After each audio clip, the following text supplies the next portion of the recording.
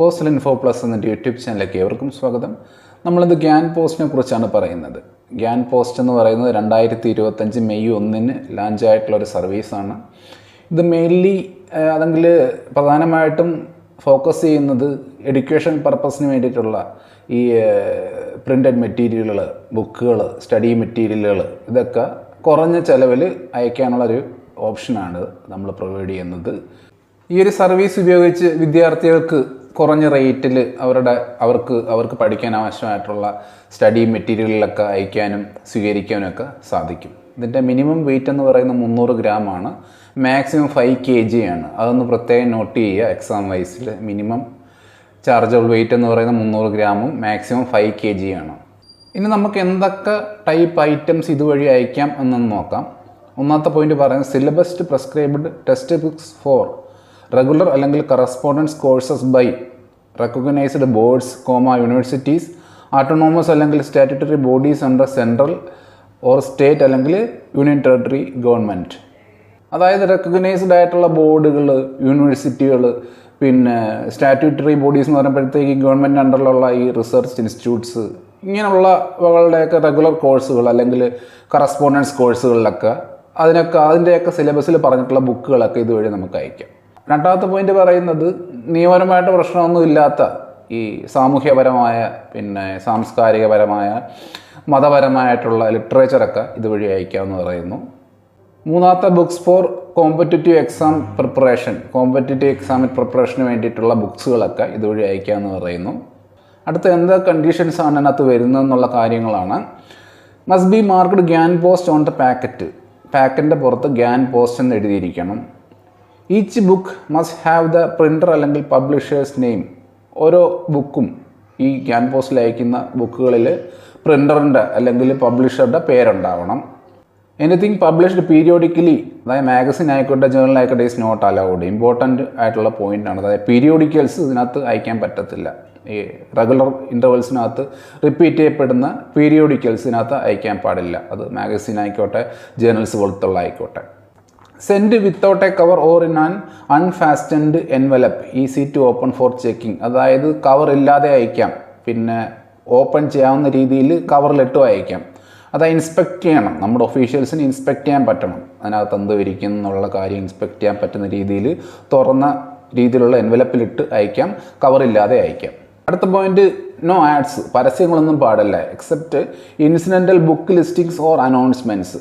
അതായത് അഡ്വർടൈസ്മെൻറ്റ്സ് ഒന്നും ഇതിനകത്ത് പാടില്ല. പിന്നെ പറയുന്നത് വെച്ച് കഴിഞ്ഞാൽ ഈ ചില ബുക്കുകളെ കുറിച്ചുള്ള, അതായത് ആ ഒരു പബ്ലിഷറുടെ ആ വെച്ചിരിക്കുന്ന ബുക്കിൻ്റെ ഓതറിൻ്റെ ഫ്യൂച്ചർ വരാൻ പോകുന്ന ബുക്കുകളുടെ ലിസ്റ്റോ ആ ഒരു ബുക്കുമായിട്ട് ബന്ധപ്പെട്ട എന്തെങ്കിലും കാര്യങ്ങളോ ഒക്കെ വെക്കാം. അല്ലാതെ ഉള്ള അഡ്വർടൈസ്മെൻറ്റ്സ് ഒന്നും പാടില്ല എന്നാണ് പറയുന്നത്.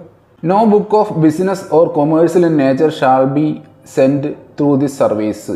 ബിസിനസ് അല്ലെങ്കിൽ കൊമേഴ്സ്യൽ നേച്ചറുള്ള ഒന്നും ഇതുവഴി അയക്കാൻ പാടില്ല. അറിയാലോ, ഇത് അഫോർഡബിൾ ആയിട്ടുള്ള അല്ലെങ്കിൽ റേറ്റ് കുറച്ച് കൊടുത്തുകൊണ്ടുള്ളൊരു സർവീസാണ്. അപ്പം നമ്മളത് മെയിൻലി ഫോക്കസ് ചെയ്യുന്നത് എഡ്യൂക്കേഷണൽ പരമായിട്ടുള്ള അല്ലെങ്കിൽ ഇതുപോലത്തുള്ള ഈ റിലീജിയസ് പരമായിട്ടുള്ള, പറഞ്ഞല്ലോ, അതുപോലുള്ള ലിറ്ററേച്ചർസാണ് നമ്മൾ ഉദ്ദേശിക്കുന്നത്. അപ്പോൾ ആ ഒരു വില കുറച്ച് കൊടുക്കുന്ന സർവീസിനകത്ത് ഈ ബിസിനസ് പരമായിട്ടുള്ള, കൊമേഴ്സ്യൽ പരമായിട്ടുള്ള കാര്യങ്ങളൊന്നും നമ്മൾ അനുവദിക്കത്തില്ല. അടുത്ത പോയിന്റ് പറയുന്നത് no book in such packet. ആ പാക്കറ്റിൽ ഒരു ബുക്കും shall bear any character or inscription reproduced by any means other than printing or manuscription. അതായത് എഴുതിക്കൊണ്ടോ അല്ലെങ്കിൽ പ്രിൻ്റ് ചെയ്തതോ അല്ലാത്തതായിട്ടുള്ള ഒരു കാര്യങ്ങളും ഈ ഗ്യാൻ പോസ്റ്റിൽ പോകുന്ന ഒരു ബുക്കിലും ഉണ്ടാവരുത്. Provided that any such publication may contain. പിന്നെ അതിന് ഒരു ചെറിയ വിശദീകരണം കൊടുക്കുവാണ്. മേ കണ്ടെയ്ൻ ആവാം in writing the name of the person to whom it is send. അയച്ചു കൊടുക്കുന്ന ആളുടെ പേരാവാം. Or presented the date, the name and address of the സെൻഡറുടെ പേര്, അഡ്രസ്സ്, പിന്നെ ഡേറ്റ്, ഇതൊക്കെ ആവാം. Or owner or initials of a complimentary nature. Complimentary നേച്ചറിലുള്ളൊരു ഇനിഷ്യൽസ് ഒക്കെ ആവാം. No publication in such packet shall contain any price list or bills or orders for supply of the books.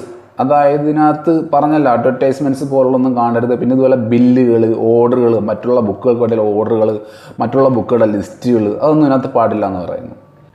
പിന്നെ വിശദീകരണമായിട്ട് പിന്നെ പറയാണ് provided that the packet may contain an invoice or a bill or both pertaining to publication being send in that packet. അതായത് അതിനകത്ത് വെച്ചിട്ടുള്ള അല്ലെങ്കിൽ ആ ഒരു ഗ്യാൻ പോസ്റ്റ് പാക്കറ്റിൽ പോകുന്ന ഐറ്റത്തെ കുറിച്ചുള്ളൊരു ഇൻവോയ്സോ ബില്ലോ ഒക്കെ വെക്കാമെന്ന് പറയുന്നു. അല്ലാതെയുള്ള പുറത്തുനിന്നുള്ള ബില്ലുകൾ ഇൻവോയ്സുകൾ ഒന്നും വെക്കാൻ പാടില്ല എന്ന് പറയുന്നു. ഇനി നമുക്ക് താരിഫ് ഒന്ന് നോക്കാം. അപ് ടു 300 ഗ്രാം വരെ 20 രൂപയാണ്.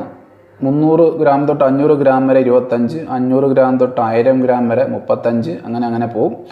അങ്ങനെ 5 കിലോ വരെ 100 രൂപയാണ്. 4 കിലോ തൊട്ട് 5 കിലോ വരെ 100 രൂപയാണ് എൻ്റെ ചാർജ് വരുന്നത്. ഇനി എല്ലാ ഗ്യാൻ പോസ്റ്റ് ആർട്ടിക്കിളുകളും അക്കൗണ്ടബിൾ ആണ്, ട്രാക്ക് ചെയ്യാൻ പറ്റും. അക്കൗണ്ടബിൾ ആർട്ടിക്കിൾസ് ആയിട്ടാണ് പോകുന്നത്. പിന്നെ അഡ്രസ് സ്പെസിഫിക് ആണ്. അഡ്രസ്സിൽ കൊണ്ട് കൊടുക്കപ്പെടും. അഡ്രസ് സ്പെസിഫിക് ആണ് ഗ്യാൻ പോസ്റ്റ് എന്ന് പറയുന്നത്. കൗണ്ടറിൽ തന്നെ കൊണ്ടുവന്ന് ബുക്ക് ചെയ്യണം. ഈ ലെറ്റർ ബോക്സ് ഇട്ടിട്ട് പോകരുത്. പിന്നെ ഗ്യാൻ പോസ്റ്റിന് റീകാൾ ഫെസിലിറ്റി ഉണ്ട്, തിരിച്ചു വിളിക്കാനുള്ള ഫെസിലിറ്റി ഉണ്ട്. സെൻറ്ററിന് അഡ്രസ്സ് ആൾട്ടർ ചെയ്യാനുള്ള ഫെസിലിറ്റിനകത്ത് കൊടുക്കുന്നുണ്ട്. ഗ്യാൻ പോസ്റ്റ് എല്ലാം പാഴ്സൽ പോസ്റ്റ് ആയിട്ടാണ് ട്രാൻസ്മിറ്റ് ചെയ്യപ്പെടുന്നത്. സർഫസ് മോഡ് ട്രാൻസ്മിഷനാണുള്ളത് ഗ്യാൻ പോസ്റ്റിന്. അതൊന്ന് ഓർത്ത് വെച്ചിരിക്കുക. ഇനി ബ്രീച്ച് ഓഫ് കണ്ടീഷൻസ് ആണ്. നമ്മൾ കുറേ കണ്ടീഷൻസ് പറഞ്ഞു, ഇങ്ങനെയൊക്കെ വേണം ഗ്യാൻ പോസ്റ്റ് അയക്കാനായിട്ട്. അപ്പോൾ ഈ ഇൻഫ്രിഞ്ച്മെൻറ്റ് ഓഫ് കണ്ടീഷൻസ് കണ്ടുപിടിക്കപ്പെടുകയാണെങ്കിൽ എന്ത് ചെയ്യും? അതായത് ഈ ഒരു ഗ്യാൻ പോസ്റ്റ് എന്ന് പറയുന്നത് ഇന്ത്യ പോസ്റ്റ് പാഴ്സൽ റീറ്റെയിലായിട്ട് ട്രീറ്റ് ചെയ്യപ്പെടും. ഡബിൾ ദ ഡെഫിഷ്യൻസി അടിക്കും. ഇനി ഇതിൻ്റെ ഡയമെൻഷൻ പറയാനുണ്ട് നമുക്ക്. റോൾ ഫോമിലാണ് പോകുന്നതെങ്കിൽ ഇനി സിംഗിൾ സൈഡിൻ്റെ length minimum 10 centimetre, maximum 80 centimetre ആണ്. ലെങ്ത് പ്ലസ് ഡയമീറ്ററിൻ്റെ ട്വൈസ് L+2D ആണ്. അത് മിനിമം 17 സെൻറ്റിമീറ്റർ, മാക്സിമം 100 സെൻറ്റിമീറ്റർ ആണ്.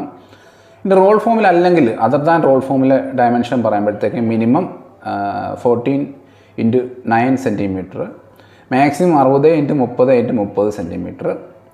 Envelope form unfastened envelope form പറഞ്ഞല്ലോ നമ്മൾ, എൻവലപ്പിലിട്ട് അയക്കുന്ന ആ ഒരു ഫോമിനകത്ത് minimum 14x9 centimetre, maximum 35.3x25 centimetre.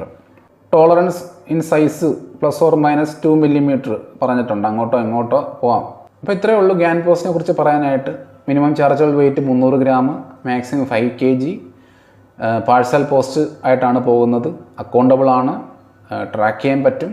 Educational പർപ്പസിന് മെയിൻലി യൂസ് ചെയ്യാൻ പറ്റുന്ന അഫോർഡബിൾ ആയിട്ടുള്ള സർവീസാണ്. അപ്പോൾ വീഡിയോ എല്ലാവർക്കും മനസ്സിലായെന്ന് വിചാരിക്കുന്നു. അഭിപ്രായങ്ങളും നിർദ്ദേശങ്ങളും കമൻറ്റുകളായി രേഖപ്പെടുത്തുക. സപ്പോർട്ട് ചെയ്യുക. Thank you.